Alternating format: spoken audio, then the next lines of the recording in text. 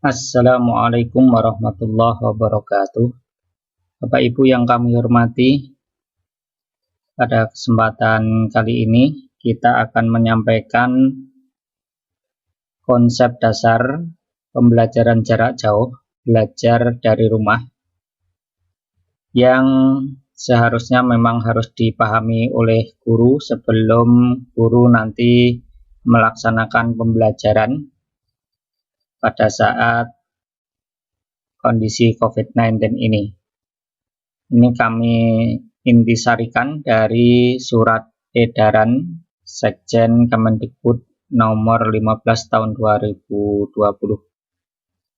Ada beberapa hal yang mendasar yang harus dipahami oleh seorang guru sebelum nanti guru mengadakan perencanaan pembelajaran dalam RPP maupun dalam pelaksanaan yaitu pembelajaran.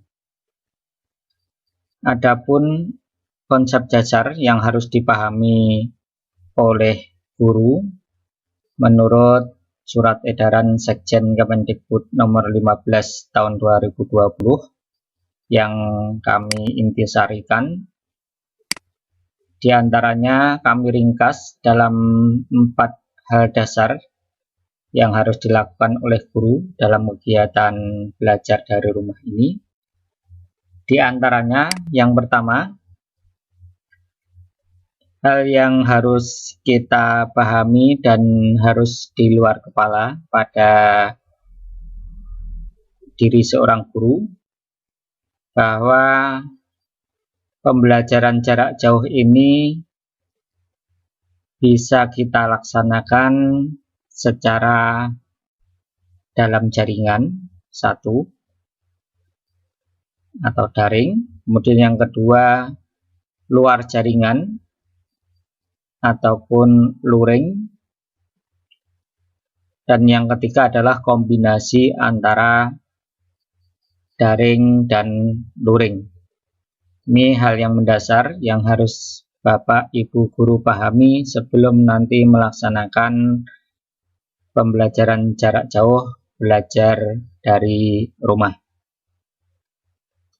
Sekali lagi, mohon untuk bisa dipahami bahwa PJJ bisa kita laksanakan secara daring, luring, maupun kombinasi dari keduanya. Berikutnya yang kedua, hal yang harus dipahami oleh seorang guru sebelum melaksanakan PJJ, yaitu menyiapkan rencana pelaksanaan pembelajaran jarak jauh atau RPP PJJ, yang mana untuk RPP PJJ ini nanti perlu diimplementasikan di dalam RPP PJJ tersebut. Yang pertama yang harus ada adalah satu, memastikan kompetensi pembelajaran yang ingin dicapai. Jadi dalam hal ini kegiatan pembelajaran jarak jauh itu tidak hanya sekedar berjalan, akan tetapi memang harus fokus pada kompetensi pembelajaran yang akan dicapai. Oleh karena itu nanti sebaiknya dalam pembelajaran PJJ ini disesuaikan dengan yaitu silabus materi pembelajaran yang diampu oleh guru sesuai dengan waktu, sesuai dengan program semester maupun program tahunan yang telah dibuat oleh guru, sehingga pada saat awal-awal kita belajar pada tahun pelajaran tahun 2020-2021 ini, tentunya nanti materi yang akan disampaikan adalah yaitu materi-materi awal, materi-materi dasar terkait dengan mata pelajaran masing-masing. Jadi tidak boleh kita lompati sesuai dengan sekehendaknya kita sendiri-sendiri. Kemudian yang berikutnya yang harus dipahami oleh seorang guru yaitu kita dilarang memaksakan penuntasan kurikulum pada saat PJJ ini. Jadi walaupun tadi sudah kita sampaikan di awal, untuk pembelajaran ini harus sesuai dengan kompetensi yang akan dicapai, tetapi kita tidak boleh memaksakan yaitu penuntasan kurikulum. Memang karena kondisi PJJ itu berbeda dengan kondisi normal pada waktu-waktu sebelumnya. Kemudian yang berikutnya, hal yang harus ada di RPP yang pertama yaitu kita harus fokus pada pendidikan kecakapan hidup. Apa itu pendidikan kecakapan hidup? Pendidikan kecakapan hidup itu adalah satu pendidikan di mana anak itu diharapkan nanti mampu ataupun cakap di dalam melaksanakan kehidupannya sendiri, terutama dalam hal ini yaitu yang harus kita kaitkan dengan kondisi sekarang, yaitu kondisi COVID-19. Di antara kecakapan hidup yang harus dimiliki oleh seorang siswa yang harus ada nanti di RPP kita, yaitu yang pertama adalah literasi dan numerasi. Hal ini sudah dicanangkan oleh Bapak Menteri di awal Bapak Menteri terpilih menjadi Menteri Pendidikan Kebudayaan. Nanti akan ditekankan yaitu tentang literasi dan numerasi. Tentunya dalam hal ini pendidikan kecakapan hidup, literasi dan numerasi ini juga nanti Bapak Ibu perlu kiranya untuk mengembangkan dirinya, mengikuti diklat-diklat secara daring maupun secara luring terkait dengan literasi dan numerasi ini, sehingga nanti tidak ketinggalan dengan siswa ataupun ketika kita mengajar itu kita tidak jauh daripada kompetensi literasi dan numerasi ini. Yang berikutnya, kecakapan hidup yang harus dimiliki di dalam RPP yang harus ada yaitu adanya pencegahan dan penanganan pandemi COVID-19. Di sini di surat edaran itu sudah dicantumkan yaitu laman website yang terkait dengan yaitu pencegahan dan penanganan pandemi COVID-19. Di sana sudah ada informasi terupdate yang nanti bisa kita gunakan sebagai acuan untuk pendidikan kecakapan hidup kepada siswa kita. Kemudian yang berikutnya adalah perilaku hidup bersih dan sehat PHBS dan gerakan masyarakat sehat Germas. Ini perlu kiranya kita canangkan juga, perlu kita tuangkan juga di dalam RPP kita. Jadi di awal-awal untuk kegiatan kecakapan hidup ini perlu kiranya kita tuangkan di sana. Kemudian yang berikutnya adalah kegiatan rekreasi dan aktivitas fisik.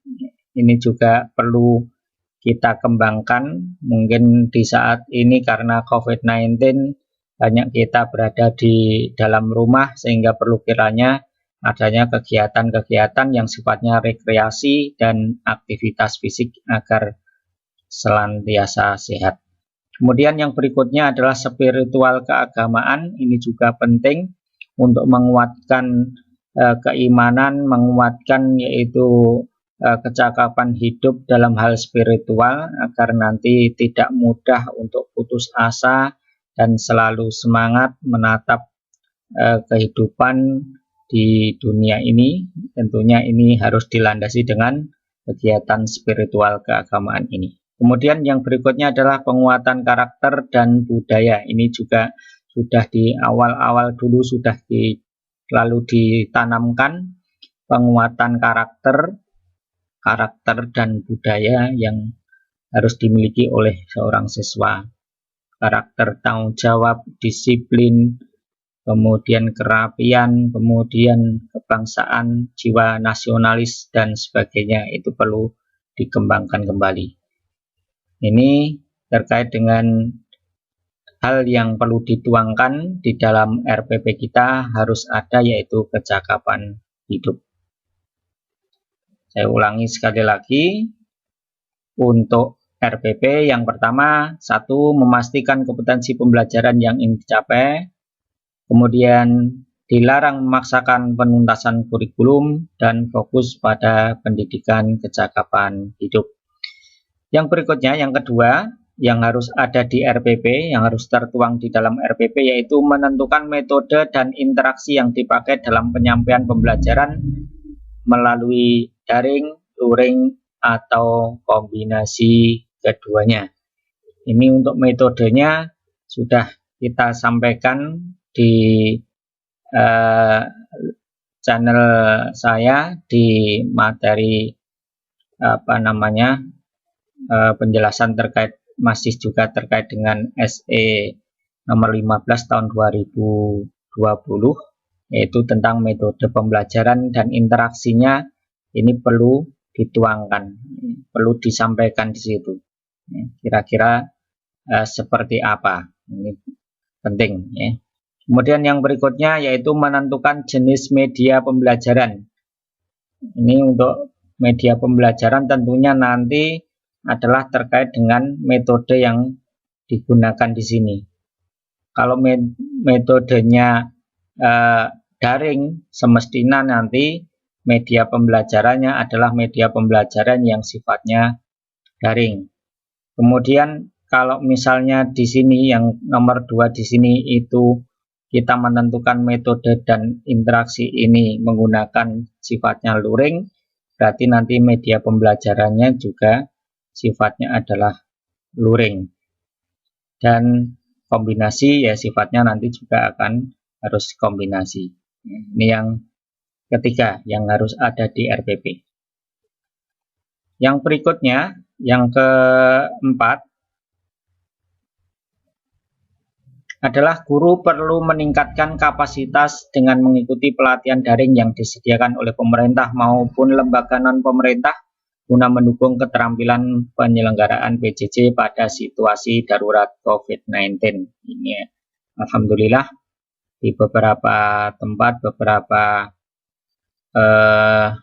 instansi pemerintah maupun lembaga non-pemerintah sudah banyak yang menyelenggarakan kegiatan-kegiatan daring, kegiatan-kegiatan pendidikan ataupun diklat sifatnya online yang bisa Bapak Ibu bisa ikuti untuk pengembangan diri kaitannya dengan keterampilan menggunakan IT dalam penyelenggaraan PJJ. Yang berikutnya, ini adalah hal yang harus ada di hal yang berada di SE nomor 15 tahun 2020, yaitu adanya fasilitasi pembelajaran jarak jauh, yaitu mengenai fasilitasi pembelajaran jarak jauh mode daring. Jadi yang tadi sudah kita sampaikan di awal, ada daring, ada luring, ada kombinasi. Nah, di sini fasilitas apa saja yang perlu kiranya nanti disiapkan untuk PJJ model daring, yaitu yang pertama adalah bisa menggunakan model virtual atau video conference. Telekonferensi bisa juga diskusi dalam grup di media sosial ataupun aplikasi pesan. Dalam tatap muka virtual, memastikan adanya interaksi secara langsung antara guru dengan murid. Nah, ini sudah banyak sekali aplikasi virtual video conference yang bisa kita gunakan, bisa menggunakan Webex, bisa menggunakan Microsoft Teams, bisa menggunakan Zoom, bisa menggunakan Google Meet, bisa juga menggunakan yang paling besar itu kemampuan untuk menampung peserta itu adalah free conference call, itu bisa sampai 1000. Jadi tidak perlu dibatasi siswanya, semuanya bisa masuk di video conference tersebut. Ini butuh satu keterampilan tersendiri. Oleh karena itu Bapak Ibu yang belum mengikuti kegiatan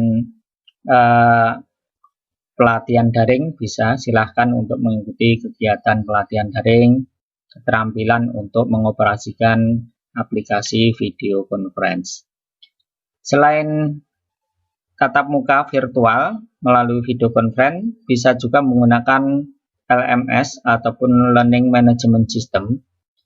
LMS itu merupakan sistem pengelolaan pembelajaran terintegrasi secara daring melalui aplikasi.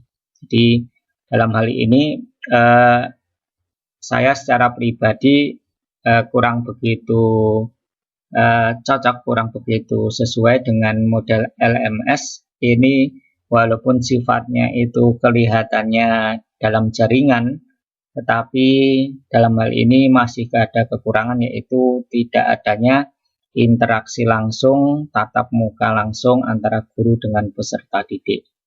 Jadi ini hanya terkait dengan medianya, yaitu LMS ini walaupun kelihatannya langsung, dalam hal ini dikelompokkan ke dalam daring langsung, tetapi sebenarnya di sana banyak hal, kegiatan-kegiatan yang oleh guru maupun siswa itu tidak bisa kita pantau secara langsung. Adapun contoh LMS yang bisa kita pakai, ada Kelasmaya Rumah Belajar, ada Google Classroom, ada Ruang Guru, Edmodo, Moodle, Seajar LMS, Smolek, dan sebagainya. Banyak ya, silahkan nanti Bapak Ibu yang paham, yang sudah belajar tentang LMS bisa menggunakan LMS juga. Kemudian yang harus dilaksanakan di dalam PJJ daring ini,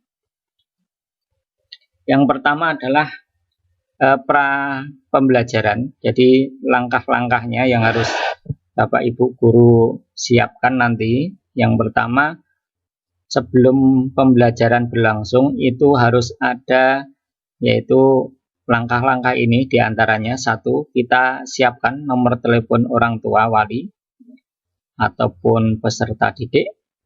Kemudian kita buat grup yang sekarang sudah familiar, yaitu grup WA. Dan mungkin perlu kita kembangkan juga, yaitu grup Telegram. Itu lebih, menurut kami, berkas-berkasnya itu lebih tertata dan lebih nanti sewaktu-waktu ketinggalan bisa kita buka kembali di sini, di grup Telegram. Barangkali nanti silahkan bisa dicoba. Kemudian yang berikutnya adalah diskusikan dengan orang tua wali peserta didik, diantaranya yaitu satu, ketersediaan HP anak. Kemudian aplikasi media pembelajaran daring yang akan digunakan, ini juga perlu didiskusikan dengan orang tua atau wali atau peserta didik. Kemudian cara penggunaan aplikasinya perlu disampaikan juga. Kemudian materi dan jadwal pembelajaran daring juga perlu disampaikan. Kemudian yang ketiga, buat RPP yang sesuai dengan kondisi.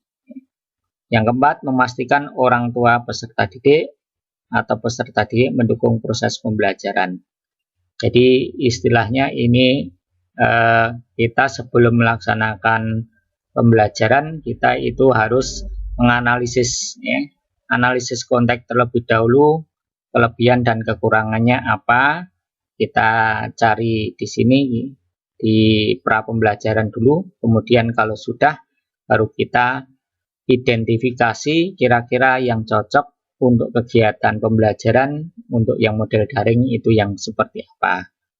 Setelah pra pembelajaran ini selesai, baru kemudian kita masuk ke saat pembelajaran.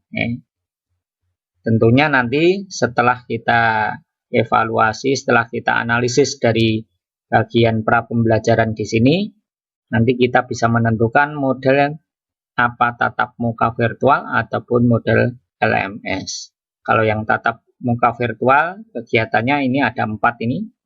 Periksa kehadiran peserta didik, ini bisa menggunakan yaitu presensi online yang nanti kita chatkan, kita masukkan di dalam chat video conference tersebut biar siswa langsung absen di sana. Jadi tidak absen di luar video conference. Kemudian mengajak peserta didik berdoa, kemudian penyampaian materi tentunya dengan sintak yang biasa kita gunakan, hanya nanti diperingkas saja. Kemudian selalu berikan kesempatan pada peserta didik untuk bertanya. Kemudian yang model LMS, komunikasi dengan orang tua wali atau peserta didik terkait dengan penugasan, kemudian berkomunikasi dengan orang tua wali, kemudian memantau aktivitas peserta didik, kemudian membuka layanan konsultasi. Kemudian yang berikutnya adalah usai pembelajaran. Ini setiap peserta didik mengisi lembar aktivitas sebagai bahan pemantauan belajar, mengingatkan orang tua wali peserta didik atau peserta didik untuk mengumpulkan foto lembar aktivitas dan penugasan. 3. Memberikan umpan balik terhadap hasil karya tugas peserta didik lembar refleksi pengalaman belajar. Ini untuk langkah-langkah PJJ daring oleh pendidik yang harus kita siapkan. Pertama, kita analisis dulu tentang kelebihan dan kekurangan dari kondisi orang tua dan wali dan peserta didik. Kemudian yang berikutnya saat pembelajaran, dan yang terakhir usai pembelajaran. Kemudian yang berikutnya, yang model yang keempat yang ada di SE Sekjen Kemendikbud nomor 15 tahun 2020, yaitu fasilitasi pembelajaran jarak jauh model luring. Untuk yang luring itu bisa menggunakan model buku, modul, bahan ajar, maupun yang televisi atau radio. Adapun langkahnya sama dengan yang model daring tadi, kita siapkan dulu pra pembelajarannya, yaitu menyiapkan RPP, menyiapkan bahan ajar, memastikan semua peserta didik, jadwal pembelajaran, guru dan orang tua peserta didik bertemu untuk menyerahkan jadwal dan sebagainya. Ini memang kalau yang model luring ini intinya hampir sama dengan model pembelajaran offline yang langsung tatap muka, hanya di sini nanti tempatnya saja yang berbeda, tidak bisa langsung tatap muka tetapi menggunakan bahan ajar yang sama dengan yang model offline. Ini bisa Bapak Ibu baca untuk pra pembelajaran, saat pembelajaran maupun usai pembelajaran. Kemudian untuk yang berikutnya, yang model luring berikutnya adalah TV dan radio. Ini Bapak Ibu juga nanti bisa memberikan pembelajaran PJJ ini model luring menggunakan TV dan radio. Caranya juga hampir sama, pra pembelajaran, saat pembelajaran, usai pembelajaran, seperti ini. Nanti bisa Bapak Ibu buka sendiri. Demikian Bapak Ibu yang bisa kita sampaikan pada kesempatan kali ini terkait dengan hal-hal yang ada di SE Sekjen Kemendikbud nomor 15 tahun 2020 yang harus dipahami oleh seorang guru sebelum melaksanakan kegiatan pembelajaran jarak jauh.